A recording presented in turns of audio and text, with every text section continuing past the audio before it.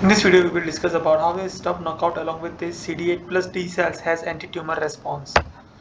So, in the previous video, we have understood about this CRISPR screening studies that they did to find out the negative regulator of CD8 plus T cells. In this, they are able to see that some of the genes knockout are able to grow faster in the CD8 plus T cells, and they are able to see more of those knockout cells at this TDLN and also at the tumor site. And out of this group of sets, what they are able to see that STUB1 seems to be present in both the cases at highest regulators, that is STUB1 knockout cells. So they decided to study this STUB1 from this observations. So here what they did is they took this kind of cells. There's OT1 naive CD8 plus T cells and these CD45 plus T cells. So, and then in the one case they did the control guide RNAs, and in the other case they knocked down this STUB1 using the Cas9 RNP. And then thereafter they mix these populations 50 or 1:1 and inject them into the tumors and then check whether it will have any effect in the in vivo studies or not.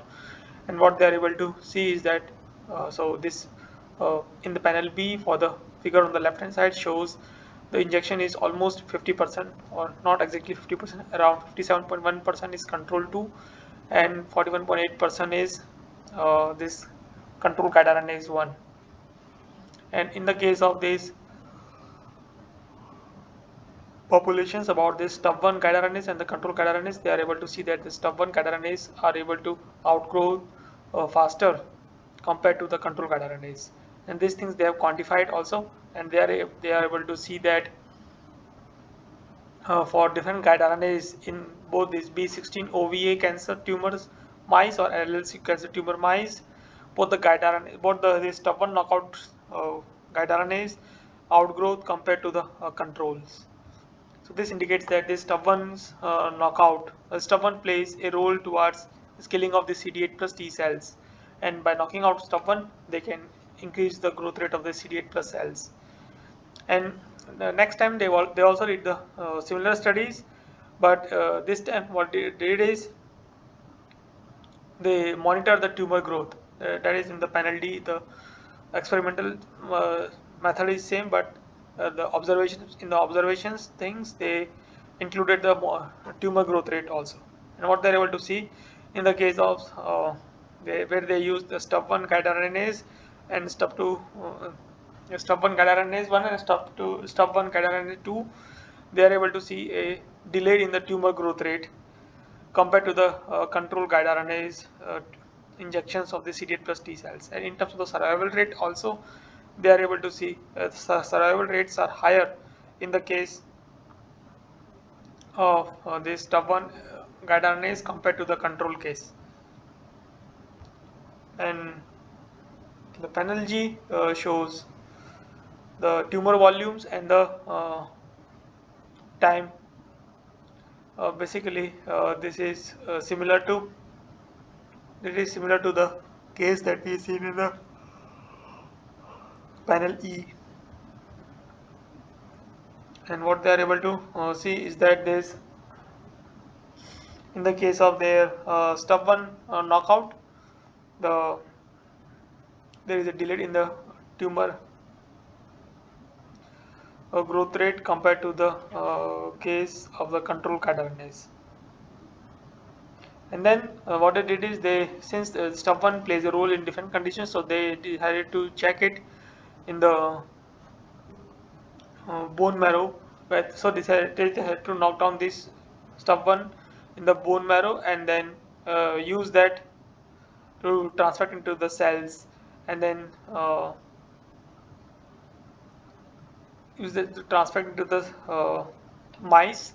And 8 weeks after immune, so because if you want to inject into the mice, we need to irradiate them. So after 8 weeks of the immune reconstitutions, because of the irradiation effect, the immune system takes time to reconstitute. So after 8 weeks of the reconstitute, they inject the tumor, that is MC38 wild type tumors, and then check the tumor growth rate. And what they're able to see in the case of first, without any without considering the role of CD8 plus T cells, so for the control they are able to see the tumor growth rate is increased higher rate, but with the STUB1 knockout they are able to see there is a delay in the tumor growth rate. Similar observations that we have seen in the panel E and the panel G. And in the case of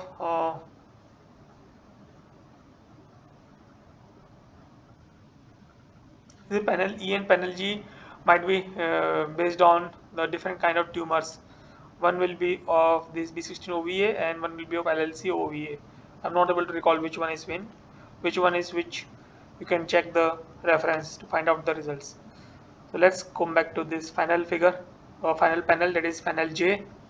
In this case, what they did is they not only introduced the guide RNAs, but they also introduced the antibodies against CD8.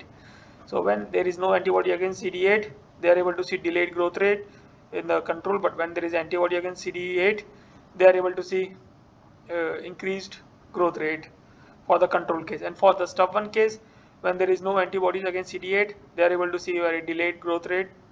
When antibodies against CD8 is introduced, they are able to see accelerated growth rate, indicating that is the both the STUB1 knockout and the CD8 CD8 functions needs to be present in order to suppress or delay the tumor growth rate. So both of their requirements needs to be met, that is STUB1 knockout and also the CD8 functioning needs to be present within the patients in order for its functions of delaying the tumor growth rate. I hope you understood how the researchers have come to validate their hypothesis that STUB1 knockout along with this anti-CD8 plus T cells has anti-tumor response. If you need to understand more about their studies in detail, you can go through the reference that has been provided in the description. That's all for this video. Thank you for your time.